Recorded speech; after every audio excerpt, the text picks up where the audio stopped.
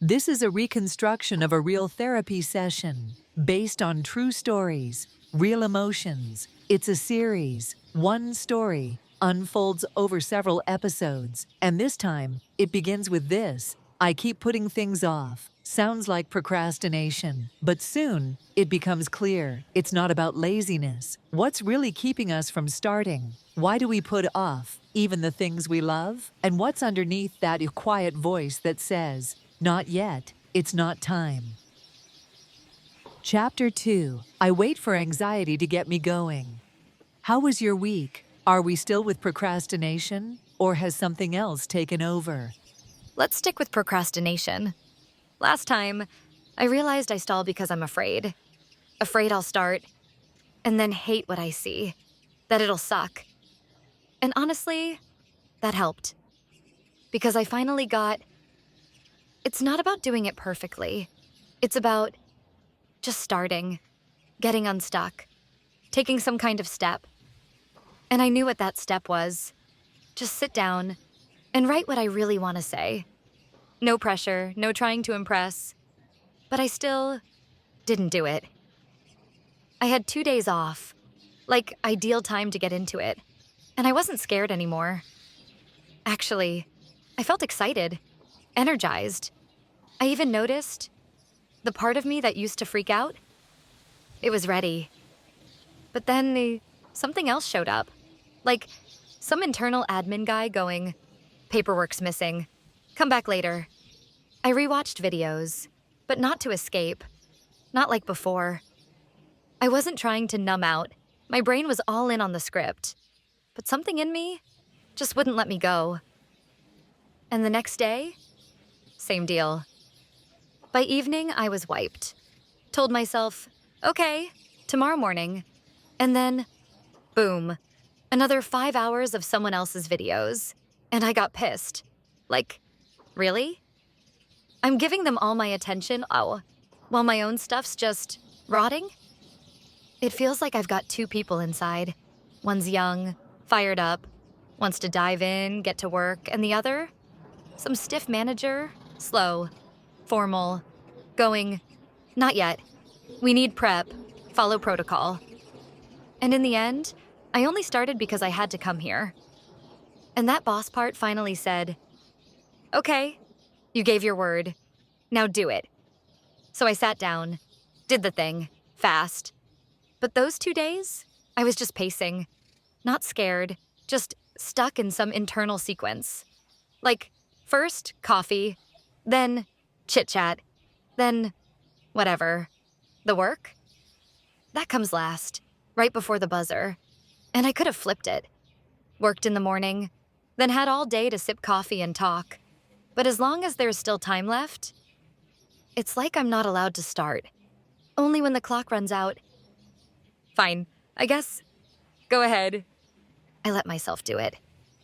When you felt that pull to sit down and do it, what was getting in the way? In your body, in your mind, not the story, the feeling. It used to be fear. Like, I'd sit down and whatever came out had to be genius.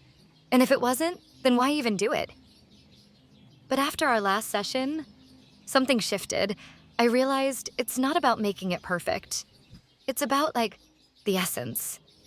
Not writing the whole script in one go. Just putting down the core of what I want to say. And then building from there. Now, when I think about the vlog, I catch myself asking, what's the one thing I really want to say? And from that, the topic, the message, everything else, it just unfolds. So in that state, there really was no fear? No fear. And none of that overload either. What I felt was curiosity. I wanted to. I genuinely wanted to. But still, I couldn't start. Not because I was scared, but because it was like something inside just wouldn't let me. I didn't even want to watch other people's videos anymore. I was over them. But still, I sat there, scrolling, picking something to put on, and I felt it. In my body. This pulling state. Like something in me kept saying, just a little more. Let's sit a bit longer. Watch one more thing. You mentioned feelings it in your body. Can you tell me, what exactly do you feel right in that moment? Heaviness, like sluggish heaviness. No panic, just like my body doesn't want to move. And my thoughts, they're foggy. Like everything's slowed way down. And then, after a while, I start feeling sick. Just nauseous from watching video after video. It's like my brain hits a limit. It gets tired of all the noise. And that's when it happens. I feel this quiet shift. Like something inside goes, okay, now you can do what you wanted. When you want to start, who are you waiting for inside to give you the green light? Who's that part of you that needs to nod and say, okay, now you can? Honestly, I wait for a sign. I used to try to calm myself down. I'd watch soft, gentle videos, the kind that just made it easier to breathe. Not funny, just soothing. Something to ease the anxiety. And then I could start. But now it's the opposite. It's like I scare myself on purpose. I'll put on disaster movies, end of the world stuff. And at some point, something clicks in my head. Like, life could fall apart at any second, and I still haven't started. Haven't even covered the basics. And that's when the impulse comes. Like fear, gives me permission. Not panic, clarity. Do it, or it might be too late. Same thing with the news. Like when they say, we've got 2 years and AI will replace everyone. And I go, that's it. Enough. I need to move, now. It's always been that way with me. When things go crazy, other people panic. But my brain, it clicks into place. I get focused, clear, sharp, confident. But when everything's calm, it's like I have to push myself all the way to boiling point, just to hear that voice say, start. You really are ready. You've got the interest, the energy, but it sounds like you've gotten used to switching on only when there's tension or pressure. When was the first time you realized that chaos actually made you stronger? I can't remember exactly, but at work, yeah, it definitely showed up there. There was this one time I was managing events, running projects, and if everything went smoothly, I didn't feel anything. No joy, no spark. It was like it didn't count. Just, okay, it worked. Whatever.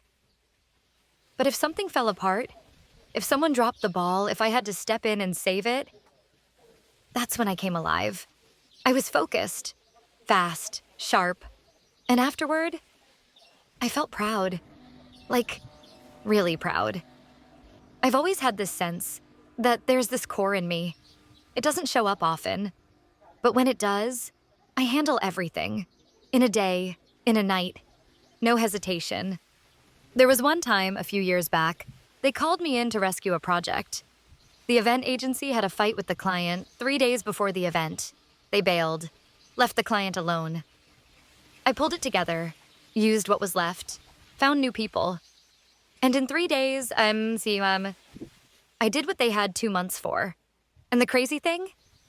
It felt easy. No fear. Because it had already failed. There was nothing to lose. The client was just grateful I even showed up. I didn't have to prove anything. Just walk in and do it. That gave me this feeling like I'm strong, creative, but only in chaos. When everything's falling apart, that's when I switch on. You called it a core, so when it switches on, who do you feel like?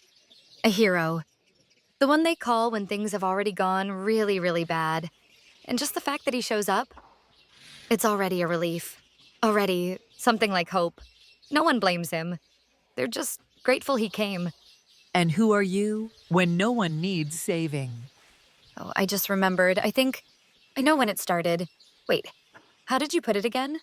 I asked, when did you first notice that in chaos, you become calm, clear, strong? Right. Yeah. It didn't start at work. It was earlier. Yeah. The first time I felt that, That my strength lives in chaos was in childhood. I have an older sister. We're 10 years apart. She was already a teenager, and I was still a kid. Our mom was a teacher, and for her, it was sacred. Get good grades, behave properly. But my sister, she didn't want to study. She wasn't afraid to rebel. And Mom punished her harshly. She'd beat her, leave bruises, and then keep her inside for a week until the bruises were gone. And I was scared, just a kid. And I didn't understand how someone who talked about God could act like that. At the same time, I was terrified of becoming bad like my sister. So I tried to be good. Please, be obedient, do everything right. But when something awful started, when Mom started yelling, I couldn't just stand there. I wanted to protect my sister, but I couldn't do it openly. I'd get hit too, so I learned to act quietly. Mom could snap over anything, coming home late, a messy room, a bad grade, even just lending a sweater to a friend. I remember one little ritual, clear as day. When my sister came home, she'd knock on my window, and I'd sneak out, open the door for her, quietly. But if Mom came out, I'd distract her. One time, I pretended to be sleepwalking, walking through the house, eyes closed. I needed Mom not to see my sister. It was weird, almost funny, and terrifying, because I couldn't let it show that I was pretending. I got so deep into it, Mom believed me. She even started looking up how to treat sleepwalking. Another time, my sister had lent her sweater to a friend. Mom was screaming. I ran, didn't say a word. Went to the girl's place, got the sweater, came back, and said calmly, "Here, it was here all along. We just didn't notice." And I knew. If I froze, if anything slipped, Mom could kill. Not metaphorically, probably for real. And in that horror, though, I felt it. That state. When everyone's panicking, and I slow down, go quiet, watch, and do what has to be done. That's where it came from. Not work, not some project. Childhood. From moments where someone's safety depended on me holding it together. That's when I learned to think fast. Not cry, not freeze, just calculate. You know, I'm so sorry you had to go through that. Children shouldn't have to be afraid that their mom might hit them, shouldn't have to hide their sister, lie, twist themselves around, risk their own safety, just to keep the house calm. The way you handled it, it's incredible. You were a child, but you acted like an adult. You were thinking, planning, protecting. You got through it. You survived. You held on to yourself and helped your sister. That's remarkable, but it's not how it should be. And now, as you remember all this, you do see it, don't you? Back then, you were doing everything you could just to survive, but you're not there anymore. You're here. You're an adult. You're safe. Thank you. I really needed to hear that. And to really feel it now. As an adult. Back then, I never asked why it was happening. I was just in it. The only thing I could think in those moments was, what can I do right now? What's the plan? What can I say? How do I distract her? What can I do fast enough? And the rest of the time, when things were calm, I just tried to be convenient, quiet, helpful, so I wouldn't trigger the next explosion. Maybe that's why it's so hard for you to start when everything's calm, because there's no alarm, no sister screaming, no project on fire, no system collapsing. It's just you and your words. If you're no longer required to save anyone, can you still do the work just because it matters to you? Or do you still need something to catch fire so you can feel again, I'm needed, I've got this? So now it's like I'm rescuing myself. Like I push things all the way to the edge until I have to step in, until it's already gone too far, and I've got to pull myself back out. And just now, I had this thought. Maybe I can only show up as the hero when something extreme happens. A crisis, chaos, injustice. Or at least a brutal deadline. And without that, I don't feel like a hero. I just feel ordinary. like everyone else. Actually, those are my mom's exact words. I remember coming home from school saying, "Mom, I got an A." And she asked who else did. I said, "Well, him and her." And she went, "So you're just like everyone else?" But if I got a B, that was it. The world collapsed. I failed. And I was already on the floor.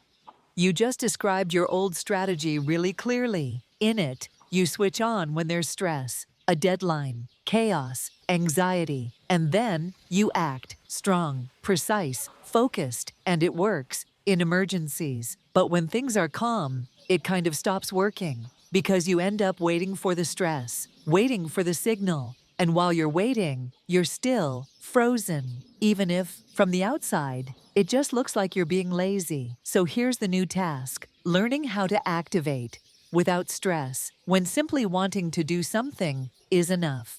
If that old strategy made you the hero, then who are you when it's quiet? If not a hero, who do you want to be? Not who you should be, who you want to be.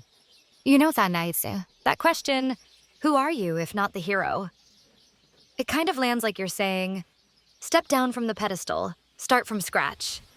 But the thing is, I never felt like I was on a pedestal. I don't wait to be called. I show up. If someone I love is in trouble, I don't need a signal. I just switch on. And I don't need to take credit. If I can't fix it, I delegate. Calmly. No need to prove anything. I'm the one who holds things steady, who sees what needs to be done, and does it. I'm about action, about solving, about seeing what's needed and doing it. So when you ask me that, who are you if not the hero? Something tenses up inside me. There's a wave, almost like irritation. I hear you. You're not looking for recognition. You're about action. And right now, it feels uncomfortable, like it means giving up the strongest part of you. But you're not starting over. The qualities that show up in chaos, clarity, decisiveness, focus, they're still there. We're not letting them go. What's changing is why they show up. Before, you were saving. Now, you can be creating. Same sharpness, same power, but this time in calm. The question isn't, how do I stop being the hero? It's, how do I call her out? Not in crisis, but in choice. So what would you say to that heroic part of you to invite her out? Not to rescue, but to create. I'm trying to figure that out. If I've got this effectiveness that kicks in when everything's falling apart, can it be there every day? Not just in emergencies? Is that even possible? I had that assignment. Just name the core of the video, not finish it, not polish it, just sit and say what I want to say. And I dragged it out until the last moment. Until I had to come here and talk about what I'd done. And only then, I sat down and did it. Not because I was afraid, but because before that, it felt like I didn't have permission. Like no one inside me had said, go ahead. And that's what really frustrates me. I don't get it. Why can't I switch on like that just because I want to? Like at work, when I get into rhythm, I can take on huge things. But here, it's like every time something has to trigger me, some condition. I'm angry right now. I feel it in my body. It's like there's a thought right here, right next to me, and I can't reach it. Like the answer's almost there, and still not coming. Anger often shows up when there's something we don't fully understand. Like you said, you feel something, but the thought still won't land. Let's just pause for a moment, and I'll ask you one more thing. What do you think might shift in you if you let yourself be the hero? Not to save, but to create. When I hear that this strength and this ability could be used every day, but not like before, not through fear, not through a deadline, but through self-respect, I get bored. Honestly, bored. It's like everything's supposed to be nice, smooth, proper, and that just doesn't feel real to me. It's like the strength only shows up when things are messy, hard, like full-on chaos. But if it's soft, if it's calm, it doesn't feel like me anymore. It feels too polished, like sugar cubes or something. And now you're asking, what would change if I let myself be the hero? To create, not to rescue. And I don't know. Really, I don't get the question. Can you ask it differently? I really get it. You feel bored because you're used to switching on with adrenaline. In the fire, in chaos, where everything is high stakes, where it all feels real. But when it's calm, there's no alarm, no challenge, and your brain doesn't quite know what to do if there's no one to save. So let me ask you something. What makes your strength feel real to you? Is it struggle, pain, pushing through, action? When you ask it like that, I feel fear. Again, like, if I'm creating something, then it has to matter. It has to be meaningful. And if it doesn't work, the anxiety's right back, just like before. But I remember what we said, that it's not about the picture. It's about the core. And if I imagine myself creating, what would I even say? What's the thing that really matters? It's strange. Every time I get close to something, this fog rolls in. My head goes all, cloudy. Why? I don't get it. I don't get it at all. This isn't madness. It's just your brain coming into a new situation and not quite knowing how to respond. You're standing at the edge of an old pattern. And yeah, that can bring the fog. Let's slow things down. You're okay. You're exactly where you need to be. Let me ask it another way. If what you created wasn't judged or liked or criticized or even discussed, if it just quietly landed in the hearts of the people who needed it, what would you want to say? And if fear comes, don't push it away. Just ask it, why are you here? I like that. Fear, why are you here? Okay, I'll try. Honestly, I'm fine with likes, even criticism. That's not what scares me. What really gets me is the moment of creating, not the result, the actual moment. That I'll sit down and nothing will come. So you're asking, if I could send something out that would quietly reach someone's heart, what would I say? I'll think about it. I don't know yet. Can I ask something? It feels like we've moved away from the childhood stuff and the hero part. Are we back to why I can't start creating? Is that where we are now?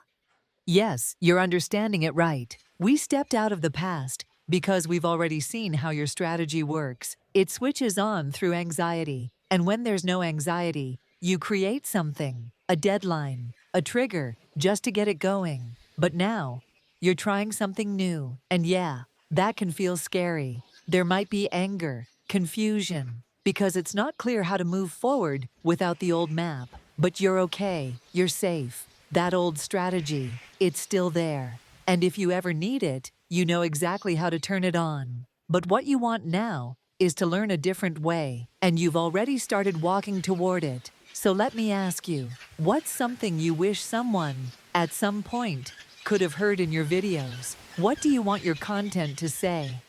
Oh, yeah. It's like driving down a road I know by heart, but it's all covered in fog. I'm not scared of crashing, but I also can't see where I'm going. Everything feels slowed down. And about what I'd want to say, maybe that giving up isn't an option. I've tried. It doesn't work. And also, that the world is unfair. And if something bad happens to you, it's not because you're bad. It's just the world. And your job is to see that. To know it's not always fair. And still, create a space for yourself where there's some kind of grounding, some kind of safety, something even a little predictable. Yeah, that's probably what I'd want to say. Okay, if someone heard your voice in a video, and they heard you say, giving up is not an option, the world is unfair, if something bad happens to you, it doesn't mean you're bad, what would you want them to hear next? Oh, I'm tearing up. There's a lump in my throat, maybe just that they're not alone. Tears in your eyes. It sounds like this isn't just about what you want others to hear, but also about what you needed to hear once. To hear, you're not alone. And when someone says that, It's not just words. It means someone sees you, that someone's there, that you matter, that you're not alone in how you feel. And maybe that's what's starting to land now, how much you needed it back then, and how much it could mean to someone else. So now tell me, what are you waiting for? What are you hoping for inside each day? What kind of sign or permission do you feel like you need just to begin? That's a good question, because I am waiting for something. And then at some point I realize there's nothing left to wait for. It's like I really am waiting for a sign, but it's never going to come. I'm waiting for something that doesn't exist. Or maybe shouldn't exist. More than that. I'm waiting just because I think I'm supposed to be waiting. So, I wait. And right now I can see it. There's a thought in my head that says, something has to happen first. Like something outside me has to give me permission. But it won't. No one will. I just need to learn to do things like they're part of life. Like brushing my teeth. I don't wait for a sign to do that. It's evening. I brush. That's it. And I guess I know what I've really been waiting for. My old pattern. The one that moves through stress. But in this new one, I'm waiting. Because I think I'm supposed to. There it is. That, right there, is the start of your strength. You're seeing it now. You're not waiting for anything specific. You're waiting because you're used to it. And that's not a mistake. It's just a well-worn path. But the moment you see it, you can step out of it. So here's a question to sit with until next time. If you're not actually waiting for a sign from outside, then what are you avoiding? What does the waiting give you? Don't rush to blame it. Just notice. Maybe it's not blocking you. Maybe it's protecting you. The question is, from what? And now, Tvafim, tell me, what are you walking away with today? What stood out to you in this conversation? Okay. Thank you. I'll think about it. Maybe I'll even write something down later. But briefly, I used to think I was just lazy. When I first started digging into this, I was honestly scared you'd tell me exactly that. Yeah, you're just lazy.